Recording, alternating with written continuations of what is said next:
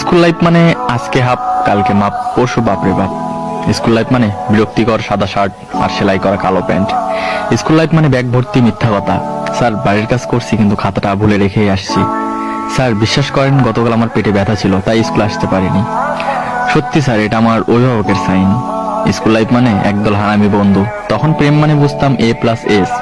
আর এই কাহিনী আমার হারামি বন্ধুরা শুনলে আমার অবস্থা শেষ। আর রবীন্দ্রনাথ যদি আমাদের তৈরি জাতীয় সঙ্গীত শুনতেন তাহলে নিজেকে নোবেল পাওয়ার অযোগ্য মনে করতেন। শপথ মানে নিজে অন্যায় করব, অন্যের অন্যায়কে প্রশ্রয় দেব। স্যারদের নিকনেম গুলো শুনলে হয়তো তারা তখনই চাকরি ছেড়ে চলে যেতেন। আমার এক একটা বন্ধু ছিল ক্লাস ফাঁকি দেওয়ার উপর PhD করা।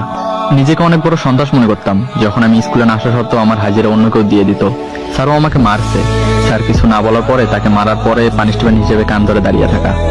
স্কুল লাইফ মানে নিজের ইচ্ছের বাইরে ঘন্টার পর ঘন্টা ক্লাসরুমে বসে থাকা। তখন প্রতিটা শুক্রবারকে ঈদ মনে হতো, আর এখন প্রতিটা দিনকে শুক্রবার মনে হয়, কিন্তু আগের মতো সেই ফিলিংসটা আসে না।